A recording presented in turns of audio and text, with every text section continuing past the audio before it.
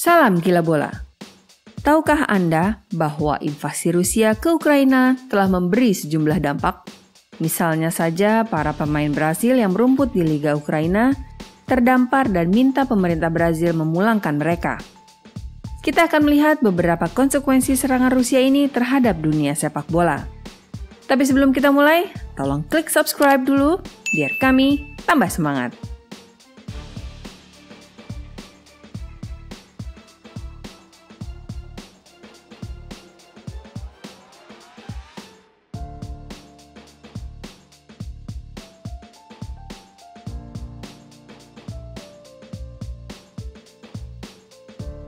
Pemain Brasil terdampar.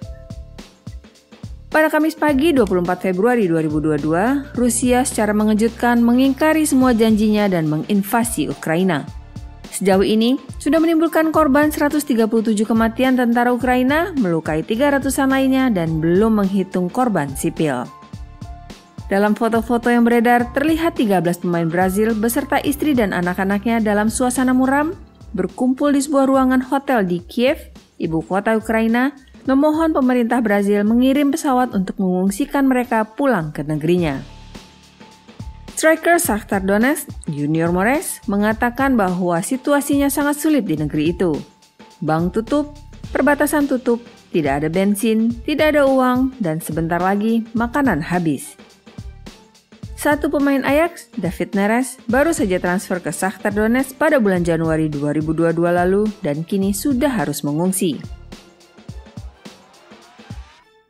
Liga Ukraina terhenti. Liga Ukraina seharusnya dimulai kembali pada hari Jumat 25 Februari 2022 setelah menjalani jeda musim dingin selama 1 bulan. Tapi hanya beberapa jam sebelum laga-laga kembali dimulai, perang melawan Rusia sudah pecah dengan negeri adidaya itu melakukan serangan dari 3 arah sekaligus, utara, timur, dan tenggara. Liga Ukraina kini diskor selama 30 hari, minimal, menyusul diberlakukannya keadaan darurat di negeri itu. Salah satu figur sepak bola yang juga terdampar di Kiev adalah Paulo Fonseca, mantan manajer AS Roma yang rupanya tengah berada di negeri itu. Fonseca berasal dari Portugal dan pernah melatih Shakhtar Donetsk selama 3 tahun, 2016 sampai 2019. Pemain Ukraina kampanyekan anti perang. Setidaknya sejak tengah minggu ini, beberapa pemain Ukraina sudah melancarkan kampanye anti perang. Terakhir adalah Ruslan Malinovsky. Ia mencetak 2 dari 3 gol Atalanta dalam kemenangan 0-3 atas Olympiakos pada laga play-off Liga Europa, dan wasit Carlo De Cero yang memimpin laga tidak memberikan kartu kuning. Mungkin bersimpati pada situasi yang dialami pemain Ukraina itu, frustasi akibat perang dan tak bisa menolong keluarganya. Yang bisa dilakukan Ruslan hanya mencopot sedikit jersey memperlihatkan pesan anti perang di balik bajunya. Biasanya tindakan mencopot jersey seperti yang dilakukan Ruslan Malinovsky ini akan berujung pada kartu kuning. 2 gol, 2 kali copot jersey. Bisa-bisa ia sudah diusir keluar sebelum pertandingan berakhir. Sementara itu, laga Benfica versus Ajax pada babak 16 besar Liga Champions diwarnai pemain asal Ukraina Roman Yeremchuk mencopot jersinya untuk memperlihatkan lambang negaranya. Ia terkena kartu kuning untuk aksinya itu. Setelah mencetak gol penyeimbang pada menit ke-72, Roman Yeremchuk melepas kaosnya dan memperlihatkan trisula Ukraina di bawah kaos timnya. Ia kemudian menjelaskan melalui Instagram usai pertandingan untuk menjelaskan alasannya. Pria berusia 26 tahun itu menulis bahwa dia bangga menjadi orang Ukraina dan bahwa dia ingin mengungkapkan dukungannya kepada semua orang di tanah kelahirannya, menyatakan bahwa mereka harus bersatu sekarang. Dia mengakhiri posting emosionalnya dengan menunjukkan rasa terima kasihnya kepada angkatan bersenjata karena membela negara pada masa yang belum pernah terjadi sebelumnya. Sama halnya dengan Roman Yeremchuk, bintang Manchester City Alexander Zinchenko juga menggunakan akun Instagram untuk mengungkapkan keprihatinannya terhadap tanah kelahirannya, Ukraina.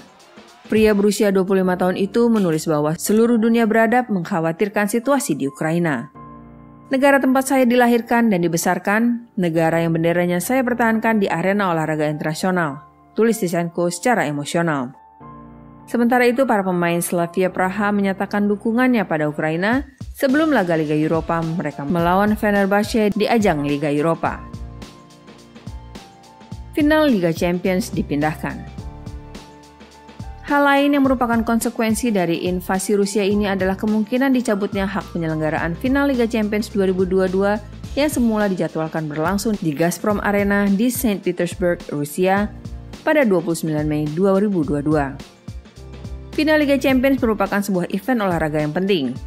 Acara olahraga terbesar di Rusia setelah penyelenggaraan Piala Dunia 2018. Sampai dengan saat video ini dibuat, belum ada keputusan resmi apapun dari pihak otoritas sepak bola Eropa, UEFA. Bagaimanapun, UEFA ingin menjaga perasaan Rusia, negara anggota yang penting. Tapi UEFA mengkhawatirkan boikot yang akan dilancarkan anggota Eropa lainnya dalam bentuk larangan bepergian bagi penduduk klub jika sampai timnya lolos ke final.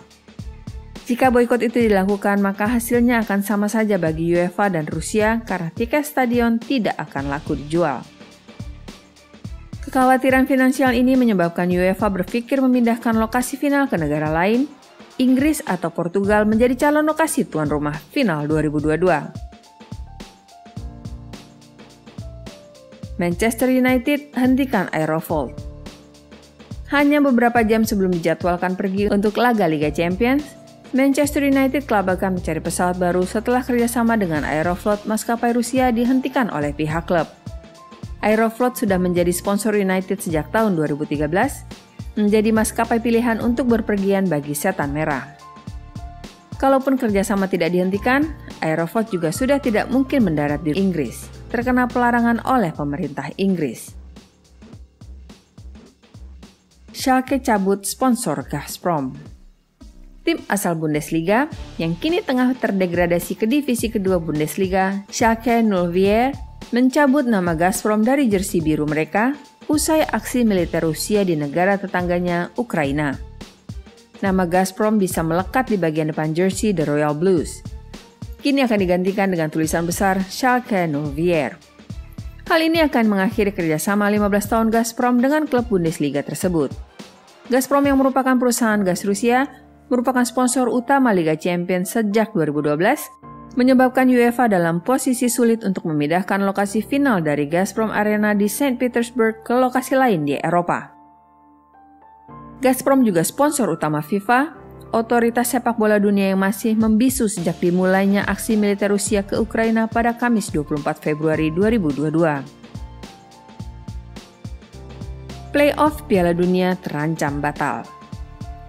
Pada bulan Maret ini akan dilangsungkan sejumlah laga playoff zona Eropa untuk mencari 3 peserta lagi bagi Piala Dunia 2022 di Qatar. Namun dengan invasi Rusia ini dan Ukraina dalam kondisi terlibat perang, playoff Skotlandia versus Ukraina di Glasgow pada 24 Maret 2022 diragukan akan berlangsung. Pemenang dari laga Skotlandia versus Ukraina akan berhadapan dengan Wales atau Austria di Cardiff atau di Vienna pada 29 Maret. Demikian juga laga playoff Rusia versus Polandia yang dijadwalkan 24 Maret di Moskow. Pihak PSSI-nya Polandia bersama Ceko dan Swedia sudah minta agar laga ini jangan dilangsungkan di Moskow, Rusia seperti jadwal semula. Pihak Polandia, Swedia, dan Ceko mengkhawatirkan keselamatan para pemain dan staf. Pemenang dari Rusia versus Polandia akan berhadapan dengan Swedia atau Ceko di Moskow atau di Korzow, Polandia, tergantung siapa yang menang.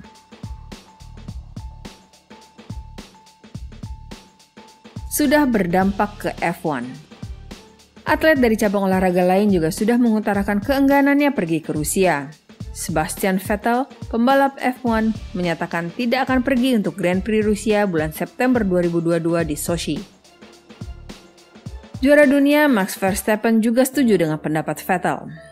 Tim Formula One Haas asal Amerika juga sudah menyatakan akan menghapus nama produk pupuk Ural Kali dari bodi mobilnya untuk laga latihan hari terakhir mereka di Barcelona pada Jumat 25 Februari 2022. Oke, itu semua hal-hal yang terjadi di dunia sepak bola sebagai konsekuensi dari aksi militer Rusia terhadap Ukraina.